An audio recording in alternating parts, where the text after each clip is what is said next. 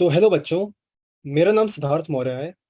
मैं यहाँ पे एक सेकेंड ईयर अंडर ग्रेजुएट हूँ आईआईटी कानपुर में केमिकल इंजीनियरिंग डिपार्टमेंट में। और मेरी जेई एडवांस 2021 में रैंक आई थी 5912। और जेई मेंस में मेरी रैंक आई थी 2156। सो अब अ, जैसा जैसे आप सबका एक आईआईटी का ड्रीम होता है, मेरा भी एक आईआईटी का ड्रीम था। आज से 5-6 साल पहले मैंने भी आईआईटी की प्रिपरेशन शुरू की थी जब मैं क्लास 9th में था। लेकिन आईआईटी की प्रिपरेशन शुरू करने से पहले मेरे अंदर इंटरेस्ट था। और वो इंटरेस्ट ऐसे डेवलप हुआ था कि मैं क्लासेस 6 और 7 से मैं काफ़ी सारे कॉम्पिटेटिव एग्जाम्स देता था। स्कूल में अच्छा खासा टॉप करता था एंड मेरे काफ़ी अच्छे नंबर आते थे। और मैंने एक जेन्युइन क्यूरियोसिटी थी मैथ्स और साइंस को लेके। मुझे चीज़ों को परखना बड़ा पसंद था कि वो कैसे होती है, कैसे उसका रीज़न क्या होता है, और उसके पीछे जो भी आई मीन कॉजेस होते हैं, वो सब मुझे काफ़ी पसंद थे। जब मैं 7th क्लास में था तब से मैंने क्लासेस 8 और 9 का थोड़ा एनसीईआरटी बुक से पढ़ना शुरू कर दिया था। मैं अपनी क्लास का तो पढ़ता था, साथ में थोड़ा आगे का भी पढ़ता था क्योंकि मुझे जेन्युइन इंटरेस्ट था अपने और सब्जेक्ट्स में। जैसे अगर मैं कुछ साइंस का टॉपिक पढ़ रहा हूँ तो मुझे और ज़्यादा उसके डेप्थ में पढ़ने का मन करता था, तो मैं 8 और 9 की बुक्स भी रेफर करता था इन क्लास 7th इटसेल्फ। जब मैं ये सब करने लगा तो मेरे अंदर इंटरेस्ट और बढ़ने लगा। और उस समय मैं काफ़ी अनश्योर था कि मुझे ये तो श्योरिटी थी कि मैं साइंस स्ट्रीम लूंगा, बट क्या मैं मैथमेटिक्स में जाऊंगा या मेडिकल फील्ड में जाऊंगा, वो मुझे श्योर नहीं था। लेकिन धीरे धीरे मुझे इन पर्टिकुलर फिजिक्स बहुत पसंद आने लगी। और मैं चाहता था कि मैं फिजिक्स और डीप में पढूं, और ज़्यादा इसके बारे में जानूं। और साथ में भी मैथ्स भी काफ़ी अच्छी थी। और मुझे ये लगा कि मैथ्स का एप्लीकेशन काफ़ी अच्छा खासा फिजिक्स में है। मैंने ये प्लान किया फिर कि मैं जेई की प्रिपरेशन करूंगा एंड मैं जेई के लिए पढ़ना शुरू करूंगा फ्रॉम क्लास 9th इटसेल्फ। और इसलिए मैंने मेडिकल फील्ड फिर डिच कर दी। सो इन जनरल मेरा जो इंक्लिनेशन था जो साइंस स्पेसिफिकली इंजीनियरिंग की तरफ, वो मुझे मतलब मेरा प्राइम मोटिवेशन था जेई प्रिपरेशन के लिए। एंड मुझे मतलब थोड़ा रोबोटिक्स में भी काफ़ी इंटरेस्ट था। मैं कुछ कुछ मॉडल्स बनाया करता था, कैसे वो वर्क करते हैं। मैकेनिक्स स्पेसिफिकली मुझे काफ़ी पसंद था, उसका प्रैक्टिकल एप्लीकेशन भी मैं देखता था लाइफ में। तो मुझे वो काफ़ी ज़्यादा इंटरेस्टिंग लगने लगा। एंड प्लस थोड़ा घर में भी मोटिवेशन था कि लोग इंजीनियरिंग बैकग्राउंड से थे, आईआईटी जा चुके थे, ऐसा वगैरह। तो वो भी मतलब मोटिवेटिंग था। एंड उसके बाद मैं जब 9th क्लास में आया, सो मैंने वही जैसे मेरा पैसा चलता आ रहा था कि मैं एक क्लास आगे की बुक्स पढ़ रहा था। अपना वाला तो पढ़ ही रहा था जो क्लास में स्कूल में पढ़ा रहे थे, बट मैं एक क्लास आगे का भी पढ़ रहा था। उससे मेरे कंसेप्ट अपने करंट क्लास के और ज़्यादा क्लियर हो जा रहे थे। मैं कोई भी टाइप की प्रॉब्लम अप्रोच करके सॉल्व कर पा रहा था। जब मैं 9th क्लास में था तो मैंने 10th क्लास की बुक करना शुरू किया। और स्पेसिफिकली मैं मैथ्स और साइंस की बात कर रहा हूँ, बाकी सब्जेक्ट्स का रिलेवेंस जेई से था नहीं, तो मैं बाकी सब्जेक्ट्स तो बैलेंस कर लेता था अपने करंट क्लास के। बट मैं एक क्लास आगे का पढ़ना पसंद करता था। तो वैसे ही मैंने 9th में 10th क्लास का साइंस और मैथ्स निपटा दिया, आई मीन आधे साल में ही, क्योंकि काफ़ी टॉपिक्स रिलेटेड थे। एंड उसके बाद मैं 11th में भी चलने लगा, क्योंकि मेरे पास एनसीईआरटी बुक्स मतलब मेरे पास उनका मतलब एक्सेस था। तो मैं एनसीईआरटी बुक से मैं 11th क्लास का, जैसे मैंने अभी 9th में था, तो मैंने जैसे उसमें एक चैप्टर होता है फिजिक्स में कि काइनेमेटिक्स वाला। मैंने 11th क्लास का काइनेमेटिक्स भी पढ़ना शुरू किया। और उसके पहले मैंने उसके जो बेसिक्स थे वो भी मैं क्लियर कर लिया। जैसे आपको तो उसमें थोड़ा डिफरेंशिएशन इंटीग्रेशन चाहिए होता है, बहुत बेसिक लेवल का। तो वो भी मैंने इधर उधर से मतलब आई मीन कहीं यूट्यूब से मैंने पढ़ लिया, या फिर मतलब ऐसे कुछ नेट पे आर्टिकल मुझे मिल गया कि ये बेसिक चीज़ होती है, तो मैंने उसके थ्रू उसको कवर किया। और फिर मैंने अपनी जो जैसे 9th में मैं काइनेटिक्स पढ़ रहा हूँ, तो मैं उसको 11th से भी लिंक किया। और 11th में मुझे 11th की एनसीईआरटी में स्पेसिफिकली मुझे और ज़्यादा उसका एडवांस्ड मतलब क्या बोले टेक्स्ट मिला, जो मेरा कंसेप्ट और ज़्यादा क्लियर कर गया। तो इससे मेरा 9th का फाउंडेशन इतना ज़्यादा स्ट्रांग हो गया कि मैं 11th के क्वेश्चंस अच्छे से हिट कर पा रहा था। ऑल्दो टाइम ले रहा था, थोड़ा टफ भी था, क्योंकि आप एक दो क्लास आगे की चीज़ें पढ़ रहे हो एंड थोड़ा स्कूल की भी चीज़ें बैलेंस करनी होती थी। बट क्योंकि वो इंटरेस्ट था, वो जेन्युइन लाइकिंग थी मेरे अंदर उस सब्जेक्ट को रिलेटेड। एंड ये सेम चीज़ मैं फिजिक्स, केमिस्ट्री और मैथमेटिक्स तीनों में करने लगा। अब ये कह सकते हो कि 9th क्लास का मैथ्स इतना ज़्यादा रिलेटेड नहीं है 11th क्लास के मैथ से, बट स्टिल मैं कुछ कुछ चैप्टर्स पढ़ने लगा था। जैसे उसमें स्टार्टिंग में सेट थियरी हो गया, फंक्शंस हो गया, ट्रिग्नोमेट्री हो गई। क्योंकि मैं 10th क्लास का ऑलरेडी कवर कर चुका था, तो मैं सीधा 11th पे मैं आ गया था। उन सब चीज़ों को मैंने परस्यू करने लगा था अच्छे से। सो जब मैं 11th क्लास का मैं पढ़ने लगा 9th क्लास में ही, और इसके साथ ही मैं कुछ बाहर के कॉम्पिटिटिव एग्जाम्स भी देता था। सो उसमें मुझे उसका फ़ायदा दिखने लगा ऑटोमेटिकली, क्योंकि मेरे को अपने से एक लेवल ऊपर की चीज़ें आने लगी थी। वो नेचुरली मुझे क्वेश्चंस सॉल्व होने लगे थे। और मेरी अप्रोच हमेशा यही होती थी कि मैं हमेशा थियरी और कंसेप्ट को ज़्यादा एम्फसाइज करता था। एक्चुअली मैं 9th क्लास में जेई एडवांस के पेपर देखने शुरू कर दिए थे। एंड जब मैंने उनको देखा तो मुझे लगा कि ये वैसे क्वेश्चंस नहीं है जो हम नॉर्मली बोर्ड में करते हैं या फिर स्कूल लेवल में करते हैं। इसके लिए काफ़ी क्लियर थिंकिंग चाहिए, एक बहुत ही अच्छा कंसेप्चुअल अंडरस्टैंडिंग चाहिए। तो इसके रिस्पेक्ट में मैं काफ़ी ज़्यादा थियरी पे फोकस करता था इनिशियल ईयर्स में। जब मैं 9th में था, मैं मेनली अपनी कंसेप्चुअल अंडरस्टैंडिंग को बिल्ड करता था। हर कंसेप्ट को मैं कई बार पढ़ता था, उसको जब तक मैं अपने आप को खुद से एक्सप्लेन ना कर सकूँ। मेरा मेन फोकस ये होता था कि मैंने कोई चीज़ आज पढ़ी, जैसे मान लीजिए मैंने कोई वर्क एनर्जी थ्योरम पढ़ा, तो अब वो मैंने वो पढ़ा, लेकिन जब तक मैं उसका डेरिवेशन खुद से लिख के ना कर सकूँ, जब तक मैं उसका प्रैक्टिकल एप्लीकेशन ना समझ सकूँ क्वेश्चंस में कैसा होगा, जब तक मुझे क्लियर अच्छे से क्लियर ना हो जाए, तब तक मैं आगे ना कोई कंसेप्ट पे बढ़ता था और ना ही मैं उसके क्वेश्चंस तुरंत करता था। मेरा प्राइम एम था कि मेरा कंसेप्ट इतना अच्छे से क्लियर हो जाना चाहिए कि मैं इसका कुछ एक पर्टिकुलर लेवल तक के क्वेश्चंस तो पक्का कर सकूं। सो ये मेरी हमेशा स्ट्रेटजी थी जब भी मैं कोई भी नया टॉपिक पढ़ता था, टिल इवन क्लास 12th। हमेशा कंसेप्चुअल अंडरस्टैंडिंग पे मेरा प्राइम फोकस था कि मैं कंसेप्ट को अच्छे से समझूं और अपना बेस स्ट्रॉन्ग करूं, क्योंकि अल्टीमेटली जी एडवांस में ऐसे क्वेश्चंस आते हैं जिसमें आपको एकदम अलग सी सिचुएशन दे दी जाती है, लेकिन आपको बेसिक कंसेप्ट्स के थ्रू उसको हिट करना होता है। आपको कंसेप्ट आइडेंटिफिकेशन, कंसेप्चुअल क्लिकिंग जो होती है, वो बहुत इंपॉर्टेंट होती है। और इसी चलते फिर मैंने 9th क्लास में, जैसे मैंने बताया कि मैं 11th क्लास का कवर करने लगा मैं। और ये मैं 11th क्लास का भी कवर कर रहा था, प्लस मैं थोड़ा 12th क्लास का भी शुरू कर दिया था कुछ कुछ पार्ट। क्योंकि जैसे आप 11th में फंक्शंस पढ़ते हो, तो 12th में भी फंक्शंस का पार्ट आता है, राइट, मैथमेटिक्स में। तो मैंने उसको भी कवर कर दिया ताकि मेरा जेई का अगर फंक्शंस का एक पूरा टॉपिक मेंशन्ड है आईआईटी जेई के सिलेबस में, तो मेरा कंप्लीटली कवर हो जाए। क्योंकि मैं बेसिक से उसको बनाता आ रहा हूँ, मैं 9th में उसका रिलेटेड कुछ चीज़ें पढ़ी, इंट्रोडक्शन। 11th में मैंने उस पर और बिल्ड ऑन किया, उसके कंसेप्ट और स्ट्रॉन्ग किया और नई चीज़ें पढ़ी। और 12th में उसका फाइनल जो चीज़, मतलब फाइनल टॉपिक्स जो होते हैं कुछ, उनको मैंने कवर कर लिया।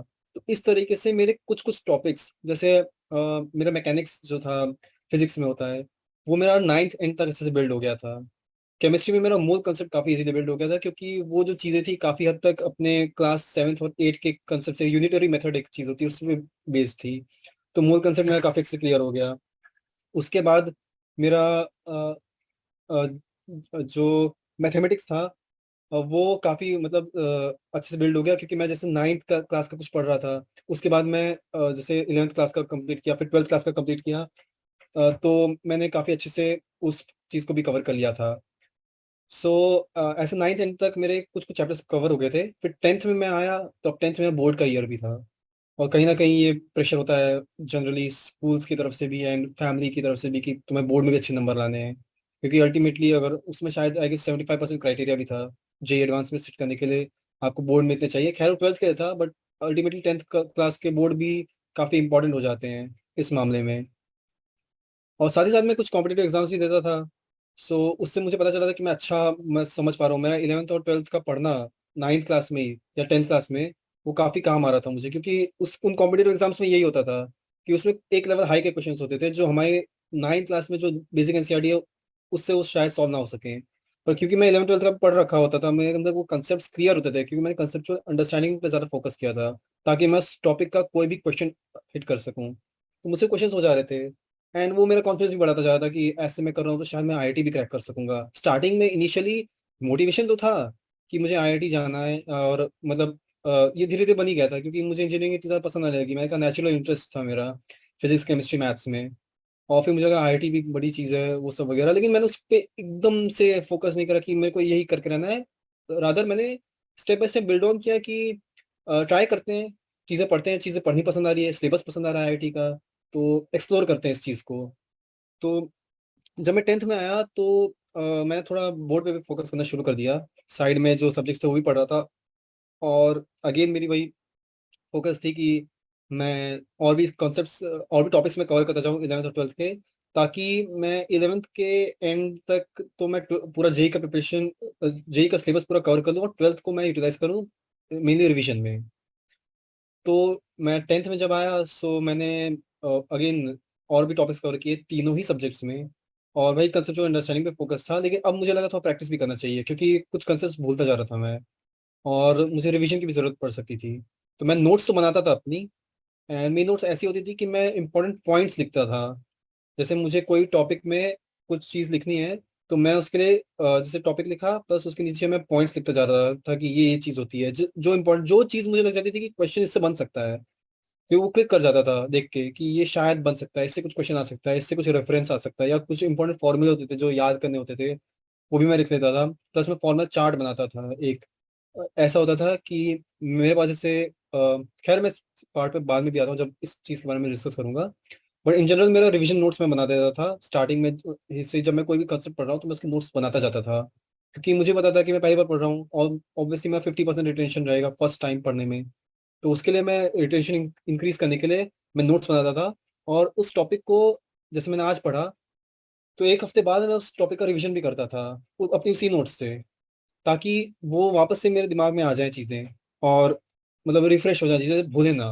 वरना कोई मीनिंग नहीं है, आपने पढ़ा फिर 1 महीने 1.5 महीने बाद उसी चीज़ को रेफर करो तो काफ़ी लिंक टूट जाता है।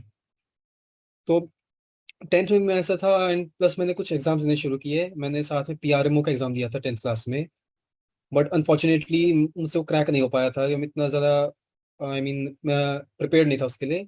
बट मुझे वहाँ से मोटिवेशन मिली, मैंने उस फेलियर को एक्सेप्ट किया अपने, कि ये इधर में प्रिपरेशन में थोड़ी कमी रह गई थी। सो मैंने उन टॉपिक्स को और ज़्यादा स्ट्रॉन्ग करने की कोशिश की, एंड सोचा अगली बार जब मैं दूंगा तो मैं बहुत स्ट्रांगली इस एग्ज़ाम को क्रैक कर पाऊंगा, इतनी अच्छी प्रिपरेशन कर लूंगा। सो जब मैंने शुरू किया 10th क्लास में, फिर वही मेरा सब स्कूल चल रहा था, स्कूल में 2 बजे तक रहता था, फिर आके मेरे पास टाइम ही टाइम रहता था ना, तो स्कूल का थोड़ा रिवाइज कर लेता था।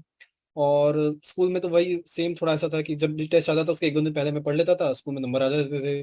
तो वहाँ का कभी कुछ मुझे डिस्टर्ब हुआ नहीं, तो मैं इसलिए अपनी जो एक्स्ट्रा प्रिपरेशन मैं जो कर रहा था 11th 12th का आगे पढ़ने का, वो मैं अच्छे से कर पा रहा था। मुझे स्कूल के कारण कोई हिंड्रेंस नहीं हुई कि स्कूल में नंबर कम आ रहा है तो प्रॉब्लम हो गई या ये है वो, ऐसा मुझे कोई टेंशन नहीं रहता था। मैं 11th 12th काफ़ी मज़े में पढ़ रहा था, मतलब मुझे इंटरेस्टिंग लग रही थी चीज़ वो जानना और सब कुछ। तो ऐसे ऐसे करके मैं 10th मिड तक 11th तो पूरा खत्म कर लिया था ऑलमोस्ट। ऑलमोस्ट 1-2 टॉपिक्स छोड़ के, मतलब जो भी मुझे थोड़े ट्रिकी लगे थे। स्पेसिफिकली मैंने केमिस्ट्री में मतलब कुछ पार्ट्स जैसे इनऑर्गेनिक था मैंने नहीं पढ़ा, प्लस ऑर्गेनिक में मैंने सोचा थोड़ा बाद में कवर करूंगा, थोड़ा बेसिक आइडिया मैं ले लिया था। तो इसके बाद में जब मेरा ये पूरा कवर हो गया, ऑर्गेनिक भी सॉरी जो 11th क्लास का हाफ सिलेबस था, सो इसके बाद प्री बोर्ड्स आने लगे थे मेरे। और एक्चुअली मैं इस सब चीज़ों को करते करते कहीं ना कहीं मैं अपने प्री बोर्ड्स को मिस कर गया। मैं फर्स्ट प्री बोर्ड में मेरे काफ़ी कम परसेंटेज आए थे, एंड चूंकि मैं स्कूल का वैसे टॉपर था तो मेरे से काफ़ी ज़्यादा एक्सपेक्टेशंस थी, तो मुझे थोड़ा डांट भी पड़ी थी। एंड प्लस मतलब मुझे यही बोला कि मैं, क्योंकि कॉम्पिटिटिव एग्जाम्स में जो नेशनल लेवल पे होते थे मैं काफ़ी अच्छा कर रहा था, पूरे स्कूल में हमेशा मेरे मतलब मेडल्स मिलते थे and so on so fourth.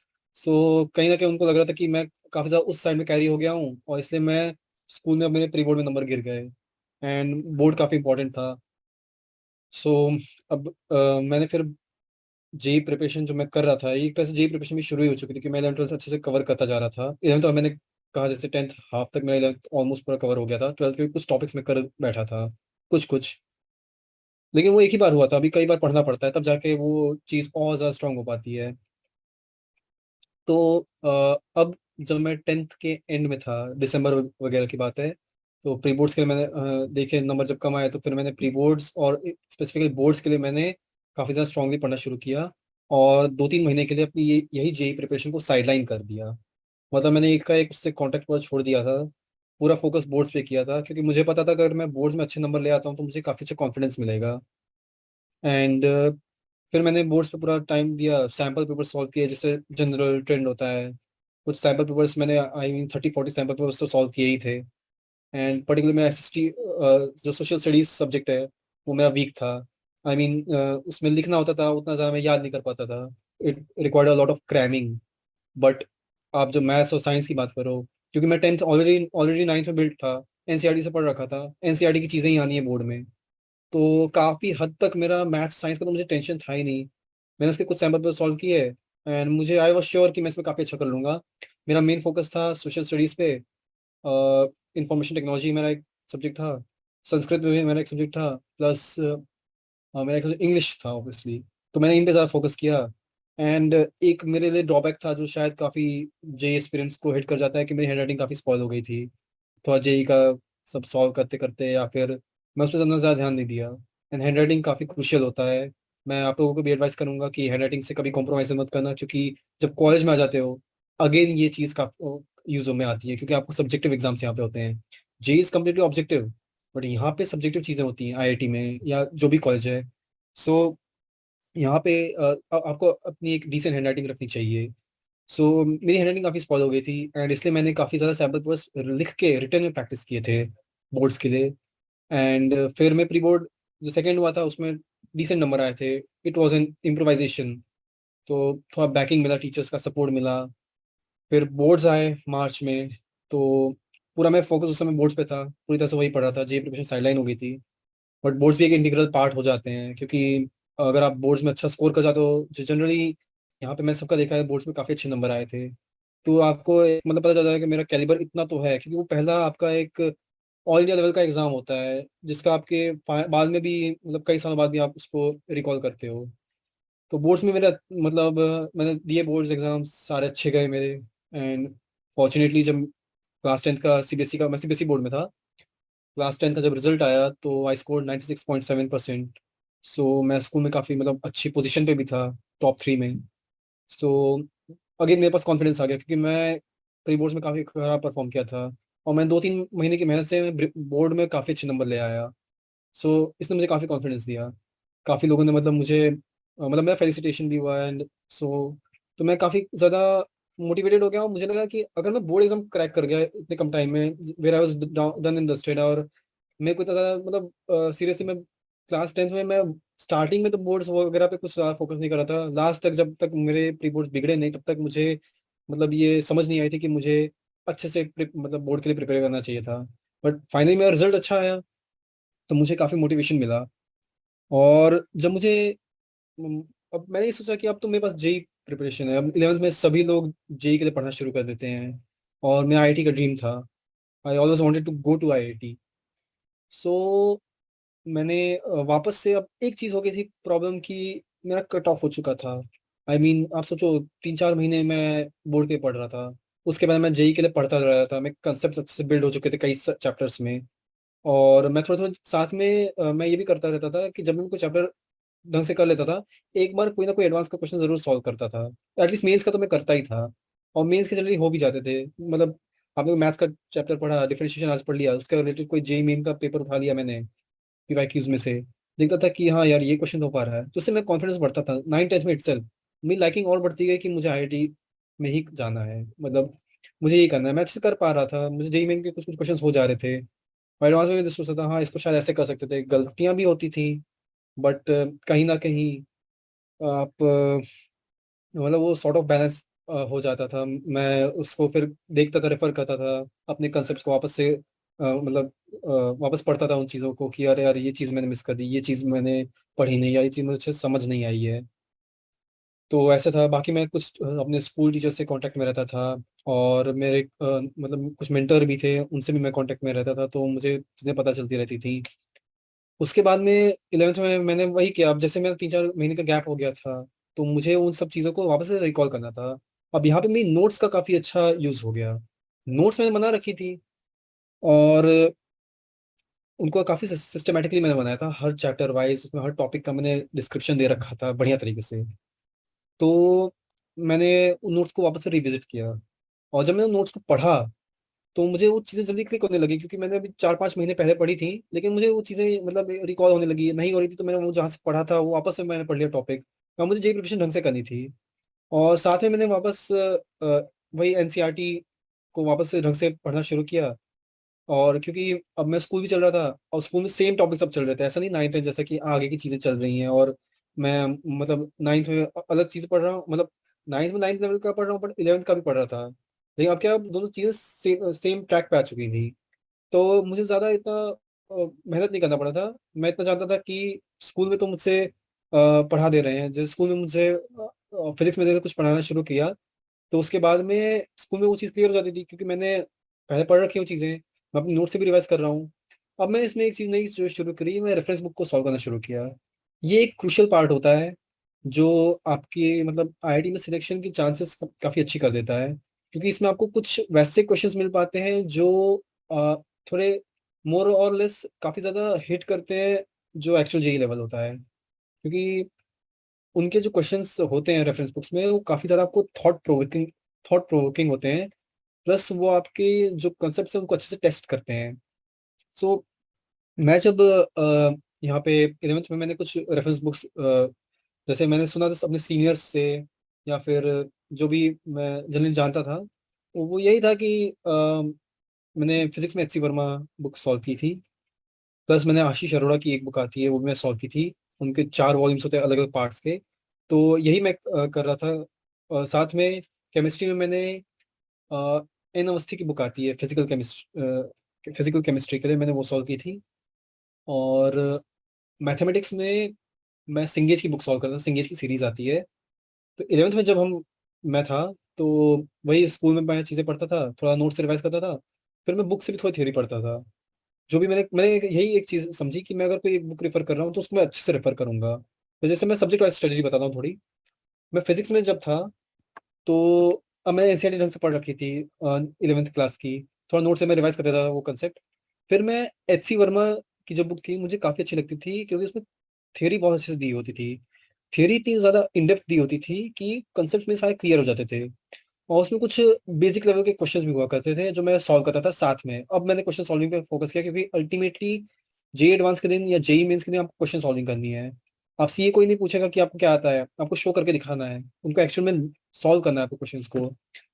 तो मैंने यही शुरू किया कि एच सी वर्मा से मैंने थ्योरी पढ़ी। जब तक मैं कंसेप्ट पूरा वापस से अच्छे से समझ लेता, तब तक मैं नहीं लेता था, तब तक मैं उसको पढ़ता रहता था। और उसके बाद मैं उसके कुछ क्वेश्चंस करता था। लेकिन मुझे पता था अब मेरा एक अच्छा बेसिक लेवल हिट हो चुका है कि मैं छोटे छोटे क्वेश्चन तो मैं कर लूंगा। अब मुझे उसी चैप्टर के और अच्छे क्वेश्चन करने हैं। तो मैं इसके लिए आशीष अरोड़ा की बुक रेफर करता था, उसमें मुझे काफ़ी अच्छे क्वेश्चन मिले। और मुझे इतने अच्छे क्वेश्चंस मिलने लगे कि मुझे ओलंपियाड्स की तरफ लाइकिंग डेवलप होने लगी थी। मुझे ओलंपियाड्स क्रैक करने का काफ़ी मतलब होते हैं कुछ ओलंपियाड्स, जैसे आपने सुना होगा INPHO, Indian national physics olympiad, Indian national chemistry olympiad, INCHO होता है, इंडियन नेशनल मैथमेटिक्स ओलंपियाड। तो उनके भी कुछ क्वेश्चंस, मतलब एटलीस्ट फिजिक्स में तो मुझे मिल जा रहे थे उसके क्वेश्चंस। तो इनको सॉल्व कर रहा था। सब्जेक्टिव क्वेश्चंस हुआ करते थे। और ये मैं फिजिक्स में थ्योरी मैंने एच सी वर्मा से करी। क्वेश्चन सॉल्विंग मैंने 11th क्लास में प्योरली आशीष अरोड़ा की बुक से करी थी, अच्छे क्वेश्चंस काफ़ी मुझे मिले थे। और उसके बाद में मैं हर चैप्टर का पीवाईक्यू लगाता था। पीवाईक्यू में बस पिछले 20 ईयर्स के थे। और पीवाईक्यू में मैं जेई मेन के काफ़ी क्वेश्चंस करता था, और जेई एडवांस के भी उस चैप्टर से रिलेटेड मैं काफ़ी क्वेश्चंस करता था। और इनिशियली मेरा सक्सेस रेट भी अच्छा खासा था। मतलब जैसे मैंने कोई चैप्टर पढ़ा तो मुझसे जेई एडवांस के ऑलमोस्ट 40-50% क्वेश्चन तो उस चैप्टर से रिलेटेड हो ही जाते थे पहली बार पढ़ने के बाद। क्योंकि कुछ क्वेश्चन ऐसे होते हैं जो डायरेक्ट कंसेप्ट के एप्लीकेशन होते हैं, so on and so fourth, तो मैं ये तो कर लेता था। और उसके बाद में मैंने फिजिक्स पे ऐसा ध्यान दिया। और मेरा जो शेड्यूल जनरली रहता था कि स्कूल जाता था मैं, फिर मैं आता था वहाँ से, फिर मैं बस 2 बजे आ जाता था घर पे। और मैं बस रात के 12 बजे तक का ऐसे टाइम रहता था। तो ये 10 घंटे काफ़ी मतलब सही थे, सफिशिएंट थे। और ऐसा भी था कि मेरे को कभी कभार स्कूल नहीं नहीं भी जाना होता था, ऐसा कुछ थी चीज़ें। तो उस दिन मेरा पूरा फ्री रहता था और पूरा दिन अपना जेई प्रिपरेशन में इन्वेस्ट कर देता था। तो जैसे मैं 2 बजे ऐसे आता था, तो मैं 3-4 घंटा अच्छा खासा फिजिक्स को देता था। और या मैं जनरली जब भी सुबह में पढ़ता था तो मैं फिजिक्स पढ़ता था, तो फिजिक्स मेरा फेवरेट सब्जेक्ट था। मुझे काफ़ी कुछ ऐसे चीज़ें मतलब कॉन्सेप्चुअली समझ आ जाती थी। और फिर मैं 2-3 घंटा केमिस्ट्री पढ़ता था। अब केमिस्ट्री कैसे मैं पढ़ता था, केमिस्ट्री के लिए मैं एक चीज़ कहूँगा, NCERT is the most important book. NCERT का कोई सब्स्टिट्यूट नहीं है, बीट जेई मेंस और जेई एडवांस। आपको एनसीईआरटी से डायरेक्ट क्वेश्चन मिल जाएंगे इवन इन जेई एडवांस्ड। आपको केमिस्ट्री की जो भी टेक्स्ट बुक्स हैं, उसका एक एक लाइन, मेरा एम्फेसिस उस तरह से जाता है, क्लियर होनी चाहिए, याद भी होनी चाहिए, क्योंकि केमिस्ट्री में आपको थोड़ा रटना भी होता है चीज़ों को। तो मेरा मैं भले ही एनएफसी की बुक फिजिकल केमिस्ट्री के लिए सॉल्व करता था, बट मैं वो थोड़ी कम की थी। एनसीईआरटी में मैं बहुत फोकस किया था। और इवन जेईई जब मैं एडवांस देने गया था, तब तक मैं लगभग 30-40 बार तो मैं कुछ चैप्टर्स पढ़ चुका था 2 साल के अंतराल में। केमिस्ट्री में केमिस्ट्री में मैंने एनसीईआरटी में बहुत फोकस किया, और मैंने कोई ज़्यादा उसमें रेफरेंस बुक रेफर करी नहीं ज़्यादा। एक तो मैंने एनएफसी करी थी इसके लिए, फिजिकल केमिस्ट्री के लिए। और फिर मैंने करी थी एक पी बहादुर की बुक आती है ऑर्गेनिक केमिस्ट्री के लिए, प्लस एमएस चौहान की बुक आती है। पर्टिकुलरली मैंने उनको रेफर किया था। पी बहादुर की बुक मैंने रेफर की थी मेनली अपने थियोरी के लिए, और एमएस चौहान की बुक काफ़ी अच्छे क्वेश्चंस होते हैं उसमें। तो मैंने उन क्वेश्चंस के लिए बहुत अच्छा खासा उनको रेफर किया था, और मैंने उससे काफ़ी क्वेश्चंस किए थे। खैर ये बात की बात थी। अभी 11वीं क्लास में तो मैंने बेसिक्स बनाने के लिए वही पी बहादुर की बुक रेफर की थी, और एनसीईआरटी ऑर्गेनिक के लिए। इनऑर्गेनिक के लिए मैंने कुछ रेफरेंस नहीं किया था अलग से, सिर्फ एनसीईआरटी मैंने बहुत बार पढ़ा था। और फिजिकल केमिस्ट्री मुझे फिजिक्स जैसा काफ़ी लगता था, नाम से ही लगता है, एंड एक्चुअली चीज़ है। और इसलिए मैंने एनसीईआरटी रेफर की। कंसेप्ट मेरे क्लियर हो गए। और उसके बाद में मैंने सिर्फ उसके जो क्वेश्चंस होते थे मैं एनओसी से कर लेता था। और केमिस्ट्री में मैं वही चीज़ करता था जो मैं फिजिक्स में कर रहा था, कि हर चैप्टर जब मैं एक बार खत्म कर लेता था, उसके बाद में उसका अच्छा खासा पीवाईक्यू से सॉल्व करता था, ताकि मुझे पता चलता था कि जी पूछते हैं, इस टॉपिक से ज़्यादा पूछते हैं, ये इंपॉर्टेंट है। तो ये आइडिया लग जाता था। और मैं जानता हूँ कि कुछ क्वेश्चंस नहीं भी हो पाते थे, तो मैं उससे डिमोटिवेट नहीं होता था। मैं मतलब ये करता था कि मोर और लेस उनको वापस से पढ़ लेता था, रेफर कर लेता था, एंड वापस से एक बार अटेम्प्ट करके देखता था। तो मुझे जब तक वो चीज़ अच्छे से क्लियर ना हो जाए दिमाग में, तो मैं तब तक ये ऐसा करता था। उसके बाद में केमिस्ट्री में मतलब मुझे पर्टिकुलर लगता है कि 11th में मैंने थोड़ा कम पढ़ा था, मतलब काफ़ी जल्दी जल्दी चीज़ें हो जा रही थी। मैं फिजिक्स मैथ से ज़्यादा टाइम इन्वेस्ट किया। फिर मैं मैथ्स की बात करता हूँ। तो मैथ्स में मैंने 11वीं क्लास में अगेन एनसीईआरटी से मैंने बेसिक चीज़ें पढ़ी थी। और एनसीईआरटी में इतने अच्छे क्वेश्चंस, मतलब मुझे ज़्यादा क्वेश्चंस मिले नहीं, मतलब क्वेश्चंस थोड़े लिमिटेड थे। और जो जेई एडवांस के चाहिए थे, काफ़ी अच्छे क्वेश्चंस चाहिए थे। तो मैंने सिंगेज की बुक रेफर की थी इसमें मैथ्स में, जिसमें मैंने थियोरी वापस से पढ़ी। मैथ्स में कुछ चीज़ें जैसे परम्यूटेशंस कॉम्बिनेशंस एक चैप्टर आता है, मुझे वो काफ़ी ज़्यादा मतलब प्रॉब्लमेटिक करता था रादर जेई प्रिपरेशन के एंड तक। तो उसके मैं बहुत थ्योरी उसमें पढ़ता था। वो थोड़ा ऐसा चैप्टर भी है। और कुछ कोनिक सेक्शन एक चैप्टर होता है, तो उसके लिए मैंने उसमें काफ़ी फॉर्मूले होते हैं। तो उसके मैंने काफ़ी अच्छी वो शीट बना रखी थी, इसमें जितने फॉर्मूले लिखे थे कि उसमें फॉर्मूला बेस्ड क्वेश्चन आता है। अल्टीमेटली जे एडवांस में ऐसा क्वेश्चन आ भी गया था, जिसमें सीधा फॉर्मूला लगाना था, मुझे याद भी था। तो वो मेरी एक चीज़ काफ़ी काम आ गई कि मैंने उसमें कोनिक सेक्शन में काफ़ी फॉर्मूले होते हैं, और तो मैं उनको अच्छे से लिख देता था मैं। और कैलकुलस का 11th क्लास में थोड़ा लिमिट्स डेरिवेटिव्स का है। तो मैंने जैसे कैलकुलस के लिए तो मैंने एक ब्लैक बुक आती है उसको रेफर किया था, और समीर बंसल की एक कैलकुलस की बुक आती है। पर्टिकुलरली मैं कैलकुलस मेरा फेवरेट पार्ट था पूरी जेई प्रिपरेशन में। तो मैंने वो इंटरेस्ट के बेसिस पे मैंने खरीदी थी, कि चलिए इसको सॉल्व करते हैं। तो उसको मैंने काफ़ी अच्छा सा सॉल्व किया था मैंने 11th में। लिमिट्स डेरिवेटिव्स जो चैप्टर है उसके लिए। और कॉम्प्लेक्स नंबर्स एक थोड़ा टफ चैप्टर होता है, तो उसके लिए मुझे जो बुक थी सिंगेज वाली, वो काफ़ी उसने हेल्प कर दिया था। एनसीईआरटी में भी अच्छा खासा था, लेकिन मुझे क्वेश्चंस उसके थोड़े कॉम्प्लिकेटेड आते जेई एडवांस में। तो मैंने वो सॉल्व किया था कॉम्प्लेक्स नंबर्स के लिए। उसके बाद में ट्रिग्नोमेट्री भी, उसमें काफ़ी आइडेंटिटीज़ होती हैं। तो वो बहुत ज़्यादा इंपॉर्टेंट बन गया आइडेंटिटीज़ को, मतलब अच्छे से मैंने चार्ट बना दिए थे उसके भी, जिसमें उसके ट्रांसफॉर्मेशन फॉर्मूले थे। एक सॉल्यूशंस ऑफ ट्रायंगल चैप्टर आता है जो फॉर्मूला बेस्ड ही होता है पूरा। वो प्रॉपर्टीज़ होती हैं, तो उसके भी मैंने एक चार्ट पे लिख रखी थी सारी चीज़ें, जो प्रॉपर्टीज होती है ट्रायंगल बना के, ये चीज़ ये होती है वो, उस टाइप की। फिर ऐसे ही कुछ और चैप्टर्स थे, बाइनोमियल थ्योरम जिन और सीक्वेंस सीरीज, थोड़े ट्रिवियल इजी चैप्टर्स थे, तो उनकी इतना ज़्यादा ज़रूरत नहीं पड़ी थी। तो इनको सबके लिए मैंने सिंगेज की बुक रेफर की थी, नॉन कैलकुलस पार्ट के लिए।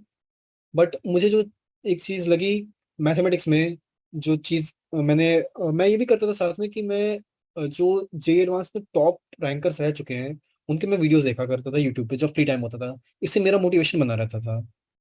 और जब उनकी वीडियोस देखता था, तो मुझे लगता था अरे तुम मेरे जैसे ही थे, इन्होंने मेरे जैसे प्रिपरेशन की थी, और ये लोग आईआईटी में आ गए, और मैं भी ऐसे ही कर रहा हूँ, ताकि मुझे पता चले कि मैं कोई गलती तो नहीं कर रहा हूँ। क्योंकि कहीं ना कहीं एग्जॉस्टिंग होती है थोड़ी जेई प्रिपरेशन, आपको पूरा दिन पढ़ते रहना पड़ता है, कट ऑफ होता है पूरे सराउंडिंग से वगैरह।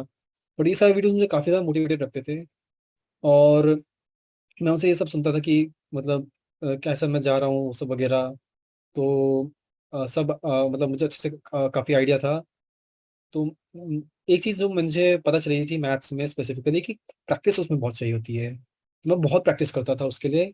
ऑनलाइन मुझे कुछ रिसोर्सेज मिल जाते थे, मैं उनसे भी वो क्वेश्चंस लगा लेता था। मैं जैसे बुक सॉल्व करता था, रेफरेंस बुक। और साथ ही साथ मैं काफ़ी ज़्यादा और भी क्वेश्चंस ढूंढता रहता था, जो भी पीवाईक्यूज में, जैसे मैंने फिजिक्स केमिस्ट्री बताया, इनमें भी मैं पीवाईक्यूज के क्वेश्चन करता था हर चैप्टर खत्म करने के बाद। जितने मेरे पास पीवाईक्यूज अवेलेबल है उनका सबका सॉल्व करता था क्वेश्चंस हर चैप्टर एंड करने के बाद। अगेन वो मेरा मतलब कॉन्फिडेंस बूस्टर था, मुझसे क्वेश्चन हो जाते थे, नहीं होते थे तो मैं उनको कभी नेगेटिवली देता नहीं था। मैं तुरंत कंसेप्ट रेफर करता था, समझता था कि अरे ये चीज़ ऐसी थी, और फिर उसको मैं अच्छा खासा वापस से उस क्वेश्चन पे हिट करता था। और कई बार सेकंड अटेम्प्ट में हो जाते थे क्वेश्चंस, क्योंकि फर्स्ट अटेम्प्ट में कुछ ना कुछ मिस हो रहा होता था। वैसे मैं काफी क्वेश्चंस करता था, और इनको मैं एक और चीज करता था, मैं एक शीट में टाइम मेंटेन करता, टाइम लिखता था कि मैंने इस क्वेश्चन के लिए कितना टाइम दिया, और कितना आइडियली मुझे लगता था देना चाहिए था इसको। तो मैं वही करता था, कोई क्वेश्चन करा किसमें मैंने इतना टाइम दे दिया, कभी लगता था अरे मैं इसमें ज्यादा टाइम दे दिया। जैसे मुझे लगता था कि मैं जो बाइनोमियल के क्वेश्चंस थे मैथ्स में, उसमें बहुत ज्यादा टाइम देता था, उसका मैं टाइम लिखता था हर चैप्टर में। जब मैं पीवाईक्यूज करा था सब में टाइम लिखता था कि इस चैप्टर के पीवाईक्यूज को सॉल्व करने के लिए मुझे इतना ज्यादा टाइम लग गया, इतना टाइम लगा। और जो मुझे लगता था कि मैं इसमें ज्यादा टाइम ले रहा हूँ, क्योंकि जनरली आपको, अब जेई मेन की बात करूँ तो आपको 2-2.5 मिनट में सॉल्व करना होता है, जेई एडवांस का भी सीन है। तो अगर ऑन एन एवरेज 2-2.5 मिनट से ज्यादा, मतलब अगर 5-10 मिनट लग जा रहे हैं इन केस, तो ये काफी ज्यादा है। तो ये मैं ऑप्टिमाइज करना चाहता था। तो मैं काफ़ी ज़्यादा इस बात पे फोकस करता था कि मैं अपनी स्पीड बढ़ाता जाऊँ। तो मैं हर क्वेश्चन सॉल्व करने के बहुत तेज़, मतलब कंसेप्चुअल थिंकिंग बहुत इंपॉर्टेंट होती है। तो कोई भी क्वेश्चन सॉल्व करना हो किसी भी सब्जेक्ट में, एक चीज़ तो ये होती है कि क्वेश्चन देख के क्लिक कर जाना चाहिए कि किस चैप्टर से किस टॉपिक से है। इतना मतलब आपको डेप्थ में कंसेप्चुअल अंडरस्टैंडिंग हो जानी चाहिए कि ये चीज़ यहाँ से है। आपने कोई मैकेनिक्स का क्वेश्चन देखा तो आपको तुरंत पता चल जाना चाहिए कि ये क्या काइनेमेटिक्स से है, कि ये रोटेशनल मैकेनिक्स से है, कैसे टॉर्क लगे की कैलकुलेशन करनी, की फोर्स बैलेंस करना है। तो ये सब देख के आइडिया लग जाता है। तो ये वो सब प्रैक्टिस से आता है। तो फिजिक्स और मैथ्स में दोनों में बहुत ज़्यादा प्रैक्टिस चाहिए थी। इसे रेफरेंस बुक का मैं काफ़ी मतलब रेफरेंस किया था, और ऑनलाइन भी चीज़ें देख रहा था। साथ ही साथ कुछ चीज़ें अच्छी भी होने लगी साथ में। मैंने पीआरएमओ दिया, जो मैं 10th क्लास में क्वालिफाई नहीं कर पाया था। 11th में मेरी प्रिपरेशन ज़्यादा अच्छी हो गई थी, ये सब ग्रिलिंग के कारण जो मैंने बताया। तो मेरा पीआरएमओ क्लियर हो गया, आरएमओ भी क्लियर हो गया मेरा, जो कि काफ़ी डिफिकल्ट होता है। और मैं इनमो के कैंप को अटेंड किया, फिर एक रीजनल कैंप ऑर्गेनाइज हुआ था। तो वहाँ पे मैं काफ़ी अच्छे लोगों से मिला, जो काफ़ी अच्छी प्रिपरेशन कर रहे थे। तो उनसे मैं बात की कि मैं ऐसे कर रहा हूँ, वो कर रहा हूँ, और कैंप में मैंने और नई नई चीज़ें सीखी। और जैसे मैथ्स में, वो मैथ्स का कैंप था, मैथमेटिक्स ओलंपियाड से रिलेटेड। तो मैं मैथ्स में और ज़्यादा चीज़ें मतलब जानना शुरू किया कि ये चीज़ भी होती है, वो होती है। और मेरा मैथ्स में और ज़्यादा डीप में अंडरस्टैंडिंग आ गई, और प्रॉब्लम सॉल्विंग स्किल्स मेरी और बढ़ गई एक लेवल से। मुझे उस कैंप का ये काफ़ी फायदा हुआ, क्योंकि मैं ऐसे एक मतलब पीयर ग्रुप के साथ था जो मैथ्स में काफ़ी अच्छा था। मेरी थिंकिंग काफ़ी वैसी हो गई, और मैं काफ़ी अच्छे से, मुझे कुछ बुक्स भी वहाँ से मिली थी। तो मैं ऐसे गिफ्ट है मेमेंटो टाइप, तो मैं उनको भी सॉल्व करने लगा था। तो मैंने इनमो दिया, साथ में मैंने केवीपीवाई दिया था। काफ़ी फेमस स्कॉलरशिप का एग्ज़ाम है, तो उसका फर्स्ट लेवल में क्लियर हो गया था 11th में itself। और जब मैं उसका इंटरव्यू देने गया, तो मेरा इंटरव्यू भी काफ़ी अच्छा गया था एक्चुअली। और इंटरव्यू में मतलब कंसेप्चुअल चीज़ें पूछी गई थी। तो मैंने जैसा बताया कि मैं कंसेप्ट पे ज़्यादा फोकस करता था, और मुझे वो कंसेप्ट वहाँ पे डिलीवर करने थे इंटरव्यूअर के सामने। तो मेरा वो भी काफ़ी अच्छा गया, तो वो भी मेरे एक बहुत बड़ा कॉन्फिडेंस बूस्टर था कि मैं केवीपीवाई इस चीज़ को क्रैक कर गया। मैंने आरएमओ क्लियर कर दिया, जो काफ़ी मुश्किल होता है क्लास 11th में एटलीस्ट। और पीआरएमओ सब क्लियर करा था। साथ में मेरे स्कूल में काफ़ी अच्छा, मतलब चूंकि मैं इतना अच्छे से पढ़ रहा था सिस्टमेटिकली, मैं स्कूल में परफॉर्मेंस अच्छा रह रहा था। और मैंने तभी कुछ कुछ मतलब ऑनलाइन टेस्ट सीरीज को ज्वाइन कर ली। उसमें मैं अपने आप को थोड़ा गेज करता था कि मैं कहाँ पे लाइक कर रहा हूँ बाकी लोगों के रिस्पेक्ट में, जो इंडिया में और प्रिपेयर कर रहे हैं। तो उसमें भी मेरी रैंक मतलब कभी अच्छी आती थी, कभी खराब आती थी। तो यहाँ पे मैं एक चीज़ में मैं गलती करता था कि जो मैं बताना चाहूँगा, जो चीज़ मैं फेस करा, कि मैं जब भी मैं लो स्कोर आता था तो मैं थोड़ा डिमोटिवेट हो जाता था। बट मतलब ऐसा हो जाता था कि अरे यार मेरे से ये कैसे हो गया, मतलब ये मिस्टेक मैंने कर दी, ये हो गया वो हो गया। तो वो जब जब ऐसा मार्क्स में परसेंटेज ऑफ मार्क्स में रिफ्लेक्ट होता था, या फिर रैंक में रिफ्लेक्ट होता था, थोड़ा मतलब खराब लगता था। बट यहाँ पे मेरे पेरेंट्स का काफ़ी अच्छा सपोर्ट रहा। मेरे पेरेंट्स बहुत ज़्यादा मोटिवेटिंग थे। वो यही कहते थे कि मतलब मुझे काफ़ी ज़्यादा मोटिवेट उन्होंने किया कि इससे डाउन होने की कोई ज़रूरत नहीं है, कोई फाइनल एग्जाम नहीं है। एंड जैसे मैं यूट्यूब पे देखता रहता था अपने रिक्रिएशन के लिए वीडियोस, जो टॉपर्स के थे उनके ब्लॉग्स पढ़ता था इंटरनेट पे, कि वो भी बताते थे उनके साथ भी ऐसी चीज़ें होती थी, तो मेरे साथ कोई नई चीज़ नहीं थी। एंड वही स्ट्रगल में जो कर रहा था उससे मैं आगे डेवलप होता।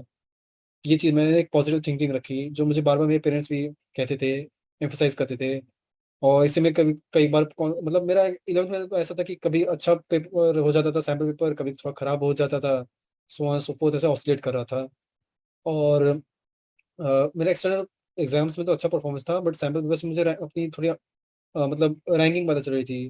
तो मुझे पता चलता था कि मुझे अभी कहाँ पे इम्प्रूव करना है। उससे ये भी पता चलता था मैं टाइम मैनेजमेंट में कितना कमज़ोर हूँ कि कितना स्ट्रांग हूँ। टाइम मैनेजमेंट एज सच बहुत इंपॉर्टेंट होता है। 11th में मैंने जैसे बताया कि मैं कैसे प्रिपेयर करता था, रेफरेंस बुक्स को रेफर कर रहा था, और स्कूल भी करना होता था। तो स्कूल के बाद मुझे स्कूल की चीज़ें भी मैनेज करनी होती थी। फिर मैं यहाँ पे अब सेल्फ स्टडी जो कर रहा हूँ उसमें मैं 10-12 घंटे लगा दे रहा हूँ।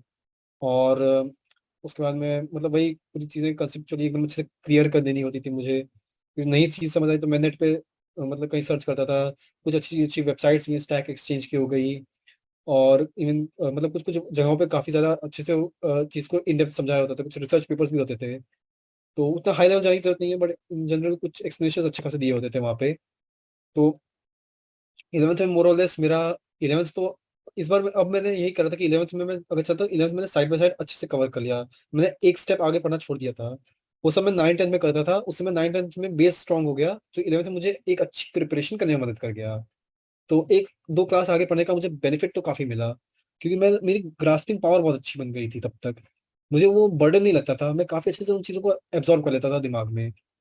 सिस्टमेटिक चीजें चल रही थी। तो 11th में मैंने 11th के एंड तक मेरा 11th सिलेबस काफी अच्छे से हो गया था। और 11th के एंड में मैंने एक चीज की कि मैं जितनी भी नोट्स बना रखी थी उनको वापस से एक बार रिवाइज किया, ताकि सब चीजें मुझे एक और बार गो थ्रू कर लूँ। तो केमिस्ट्री में मैंने काफी फोकस किया, कि केमिस्ट्री मुझे भूल जाती थी, ये एक प्रॉब्लम रहती है इनऑर्गेनिक केमिस्ट्री में, ऐसा खासकर था। तो एनसीईआरटी में उसको रेफर की। मैंने जैसा बताया था, एनसीईआरटी से बढ़ के उस चीज़ में कोई नहीं है इनऑर्गेनिक में। तो मैंने उस पर फोकस किया।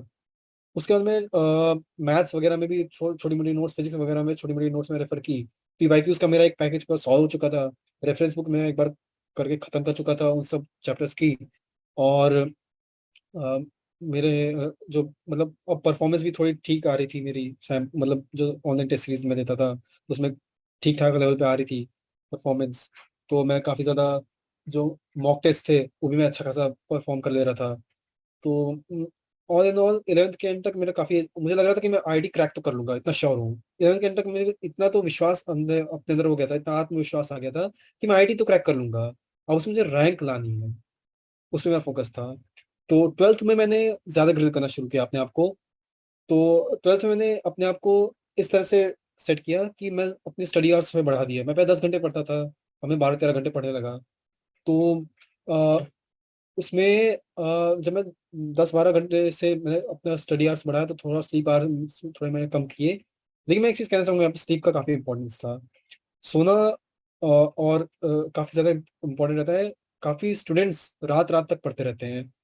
रात को कई लोगों का होता है प्रोडक्टिविटी। मेरा शेड्यूल तो ऐसा रहता था कि मैं एक मतलब ना दिन में काम सारा करना पसंद करता था। आज भी मैं वही करना पसंद करता हूँ।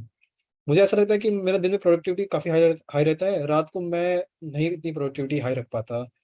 तो मैं दिन में जब सुबह उठा था मैं 5-5:30 बजे, और मैं 6 बजे से अपने टेबल पे चला जाता था पढ़ने के लिए, जो भी मुझे पढ़ना होता था। जनरली मैं फिजिक्स से, जैसे मैंने बताया था, शुरू करता था, क्योंकि मुझे उसमें पावर बहुत तेज रहती है किसी चीज़ को एब्जॉर्व करने की। या फिर मुझे अगर कोई चीज़ बहुत टफ लग रही होती थी याद करने के लिए, तो मैं या कुछ चीज़ समझ नहीं होती थी, तो मैं उस सुबह के समय पढ़ता था, ताकि मुझे चीज़ एब्जॉर्व हो जाए। और उसके बाद में पढ़ते पढ़ते केमिस्ट्री, मैथ्स, ये, और मैं एक चीज़ का ध्यान रखता था कि तीनों सब्जेक्ट पे अच्छे खासा ध्यान दूँ। ऐसा ना हो कि एक दो सब्जेक्ट पढ़ने के चक्कर में तीसरे सब्जेक्ट को मैंने नेग्लेक्ट कर दिया, और उसको हफ्ते में एक दो बारी मैंने पढ़ा। डेली बेसिस में मैं तीनों सब्जेक्ट्स अच्छे खासे से कवर कर लेता था। तीनों सब्जेक्ट में अच्छे से कवर करता था। और 12th में एक जो एडवांटेज मेरे पास आ गया था कि स्कूल बंद हो गया था, क्योंकि कोरोना का मतलब कोरोना काल आ गया था। तो कोविड के कारण स्कूल बंद हो गया, लॉकडाउन हो गया। और ऑनलाइन क्लासेस स्कूल की होती थी, बट अब उसमें सीन सब मतलब मेरे समय तो ऐसा था कि अटेंडेंस का इतना ज़्यादा था नहीं है इफेक्ट, और मैं स्कूल में काफ़ी अच्छा कर रहा था ऑलरेडी, तो उनको विश्वास था कि मैं खुद से कर लूँगा, सेल्फ स्टडी के थ्रू स्कूल का सब हैंडल। तो अब 12th में मेरे पास टाइम बहुत था सीरियसली, और 12th का मैंने टाइम बहुत ज़्यादा अच्छे से यूटिलाइज़ किया। 12th में मैंने मेरी स्टडी आवर्स कई बार 13-14 घंटे पहुँच जाते थे, और वही था। अब मैं 12th का मैंने काफ़ी पहले पढ़ा था, पर मैंने वापस से उसको एक फ्रेश स्टार्ट दिया। एनसीईआरटी पढ़ी, हर सब्जेक्ट में थोड़ी।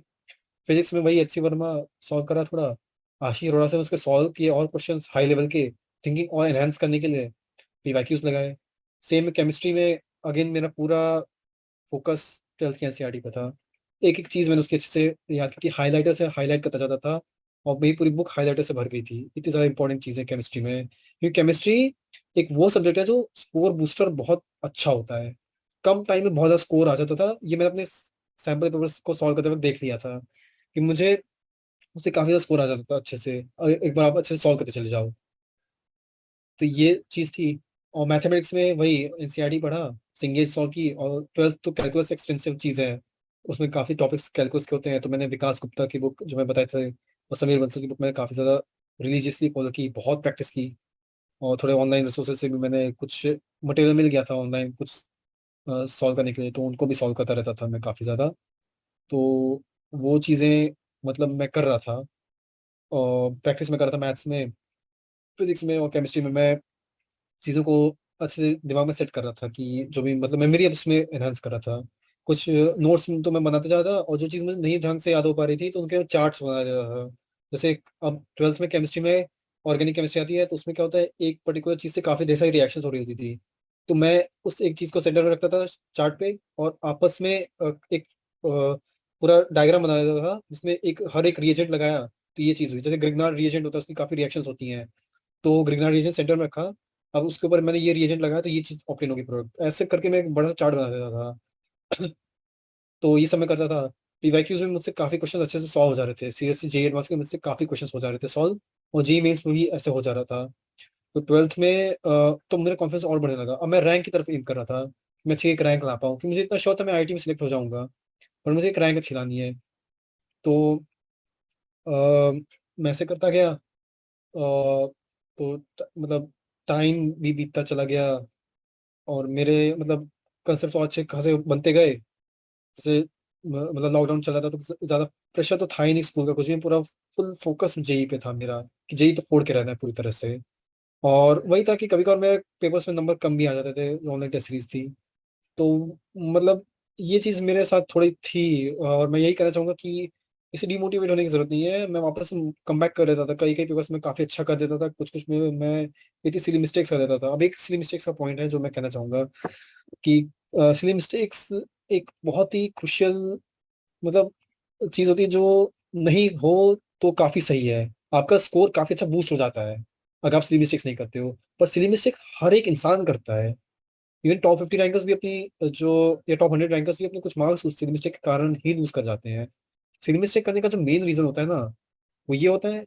फर्स्ट चीज तो जो मुझे लगी थी कि कंसेप्चुअल क्लैरिटी नहीं है उस चीज में, उस कंसेप्ट में जो क्वेश्चन था, वो क्वेश्चन आपसे कुछ और कंसेप्ट हिट करवाना चाह रहा था, पर उसमें कोई ट्रैप होता है, और जेई एडवांस में ट्रैप्स बहुत होते हैं।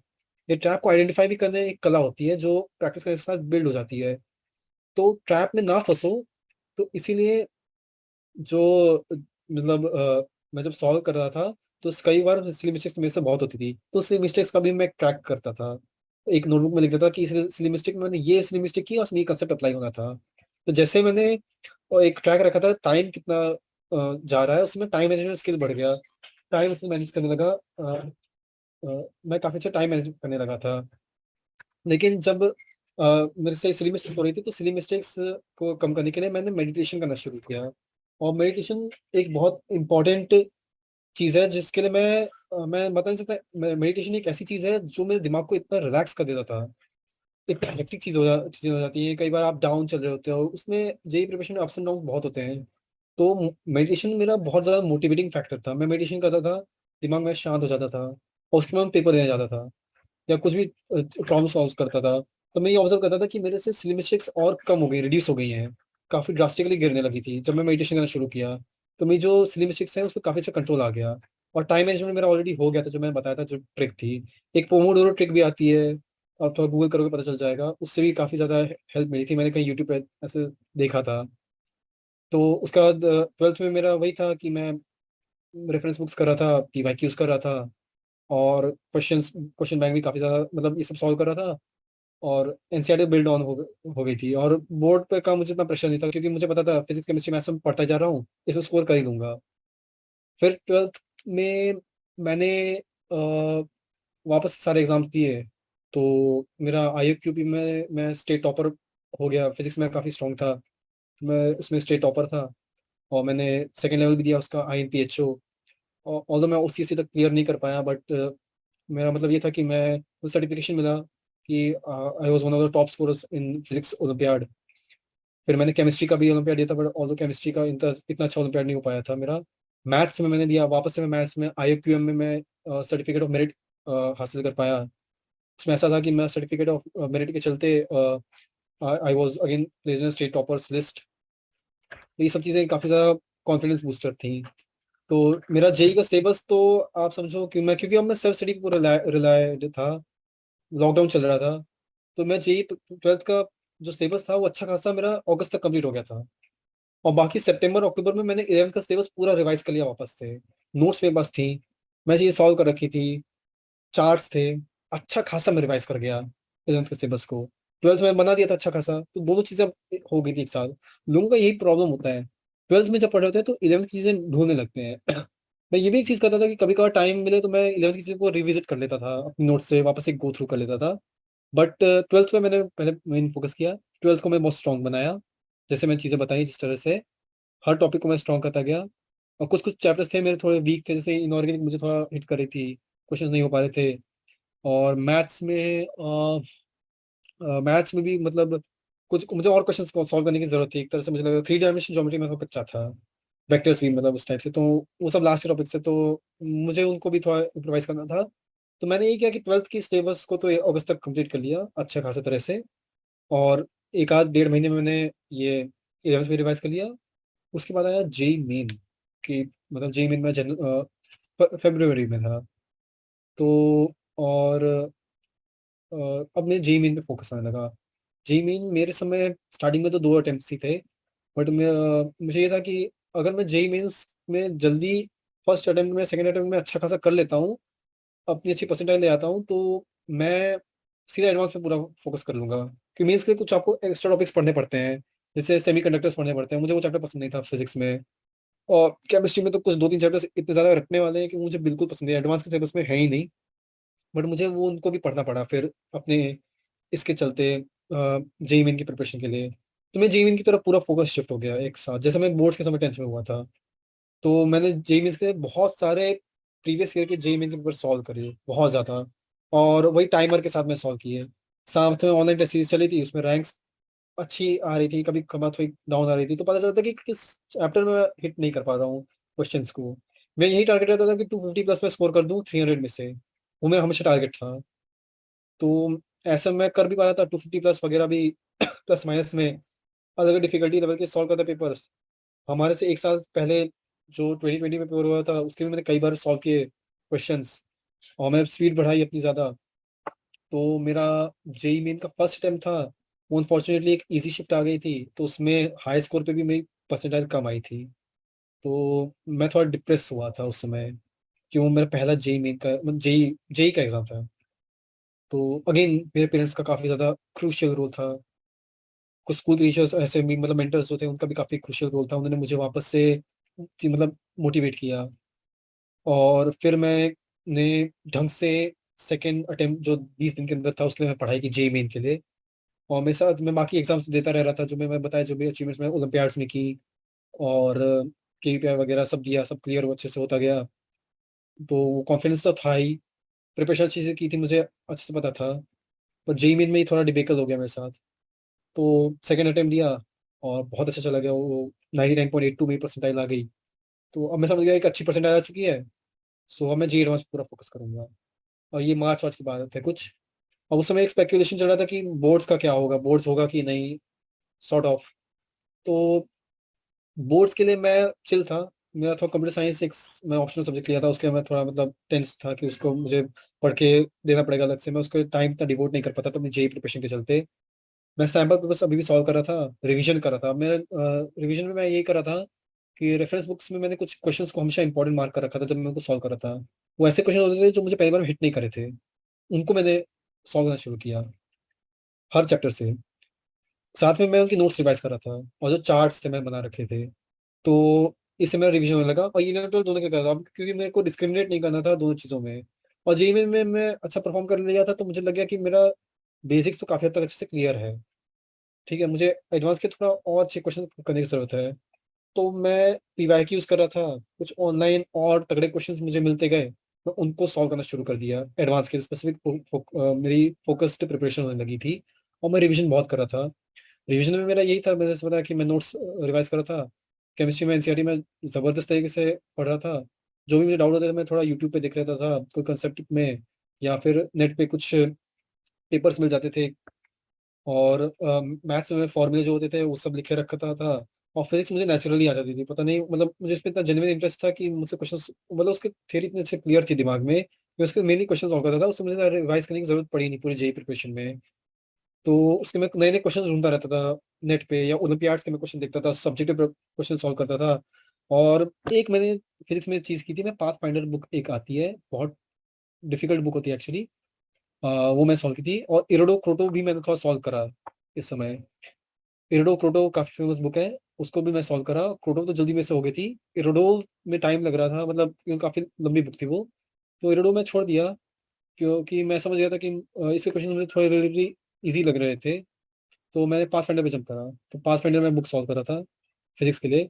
मैथ्स में मैंने वही समीर बंसल की काफी ज्यादा बुक सॉल्व कर रहा था मैं।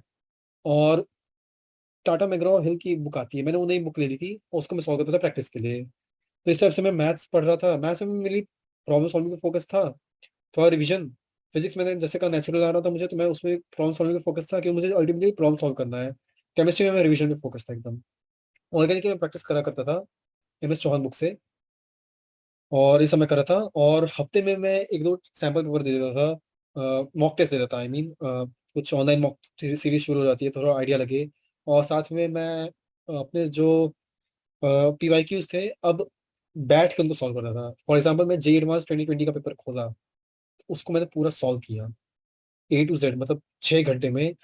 मैं वो हफ्ते के किसी दिन में ऐसा रैंडमली बैठ जाता था कि मेरा जी एडवांस 2020 का पेपर पूरा एडवांस के मतलब मतलब जैसे 80 एग्जाम दे रहा हूँ उस हिसाब से सॉल्व करना है, तो मैं उसको सॉल्व करता था। ऐसे मैंने करके 2006 तक के पेपर्स तो मैंने डेली बेसिस पे ऐसे सॉल्व करता चला गया, 6 6 घंटे स्लॉट देख के। उसके बाद सब्जेक्टिव आते थे क्वेश्चंस, तो मैं उनको भी देखता था, 1980s 1990s के जो क्वेश्चंस आते थे तो उनको भी देखता था। और इससे मुझे पता चलता मैं क्या स्कोर हिट हो पा रहा है पीवाईक्यूज में, तो मुझे कहाँ इम्प्रोवाइज करना है, क्या नहीं करना है, क्या करना है।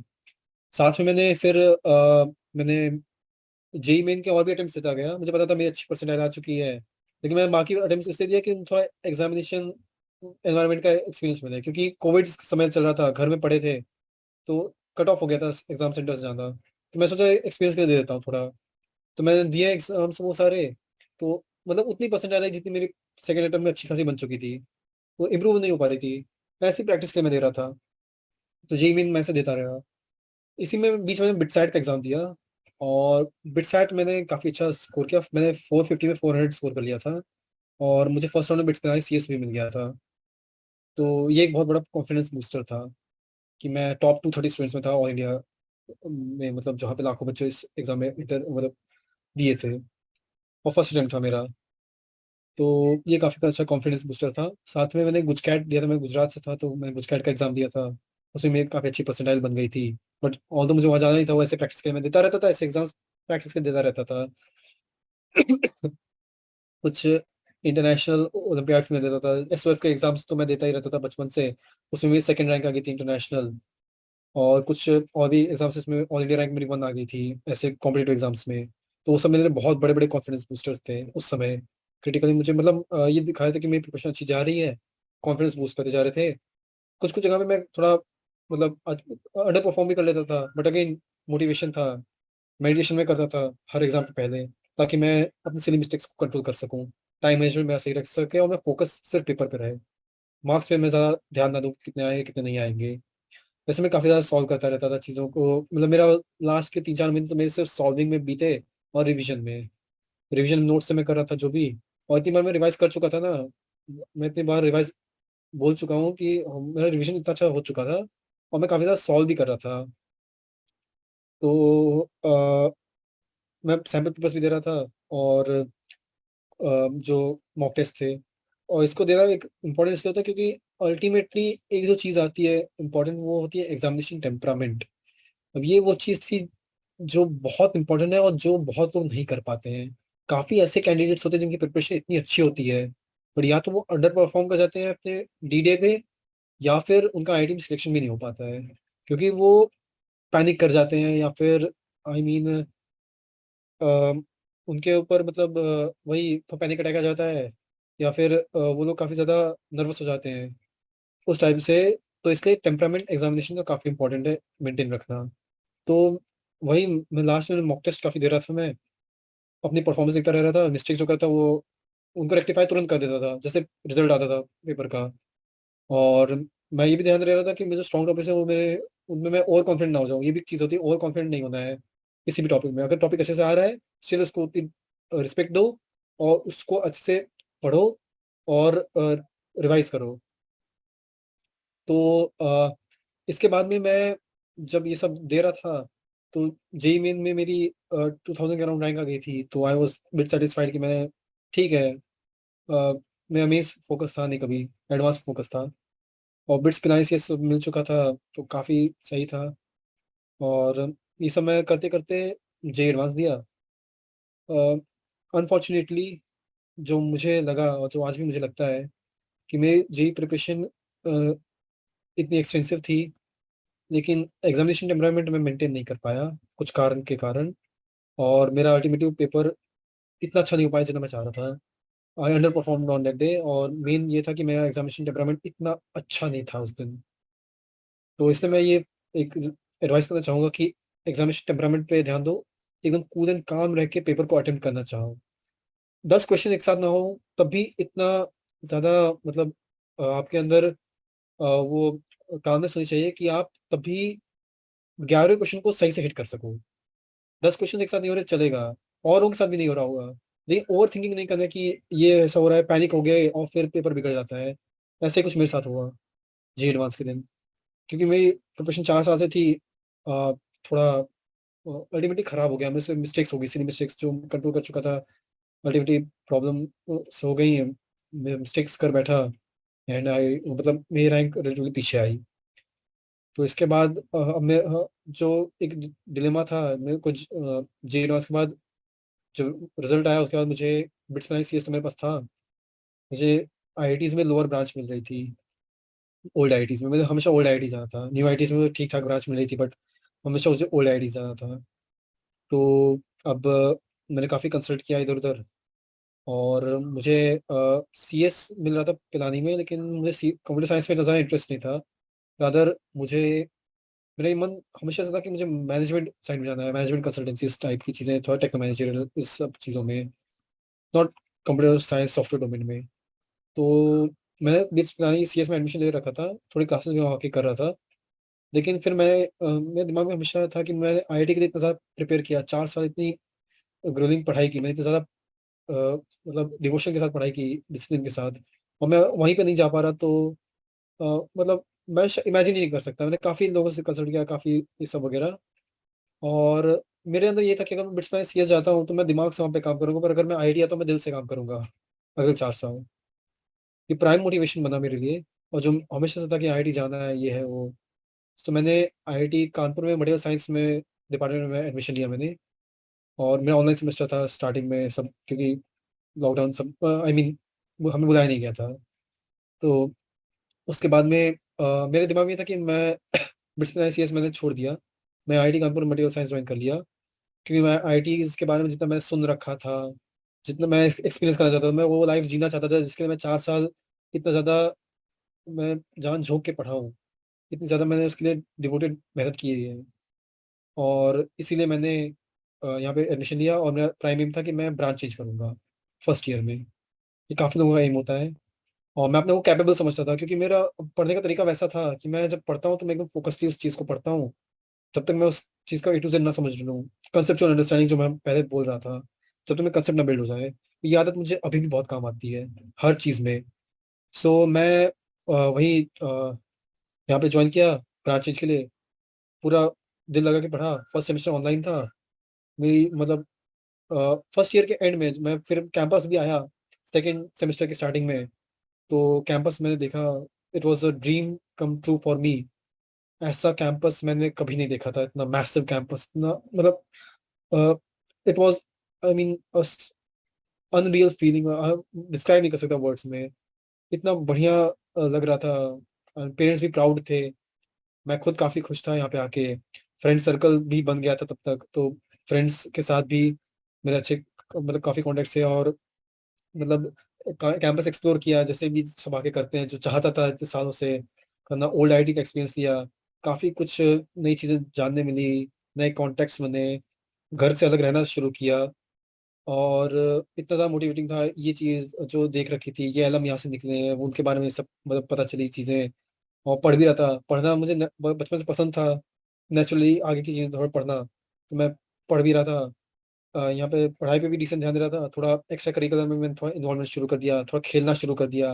मुझे बैडमिंटन बहुत पसंद था, मैं बहुत अच्छा खेलता था बैडमिंटन, लेकिन मैंने छोड़ दिया था जेई प्रिपरेशन में। काफ़ी ज़्यादा कभी कभार थोड़ा रिक्रिएशन के खेल लेता था जब मेरा मन करता था, जब मैं थोड़ा बर्न आउट हो जाता था।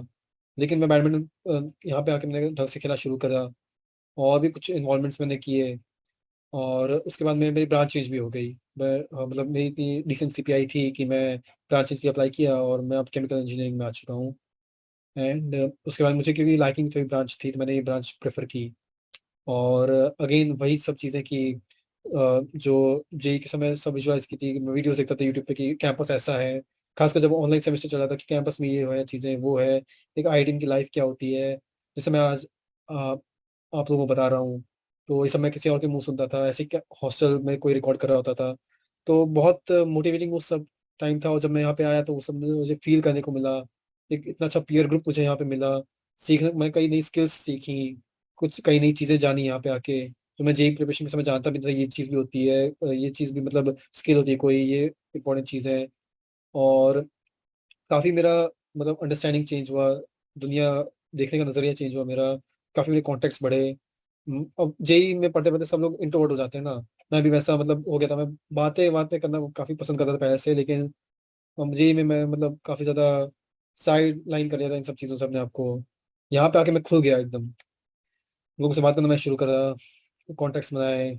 और काफ़ी क्लब्स वगैरह में एक्टिव रहने लगा मैं, सोसाइटीज़ में। और मतलब काफ़ी होलिस्टिक डेवलपमेंट हो रहा है अभी भी फिलहाल।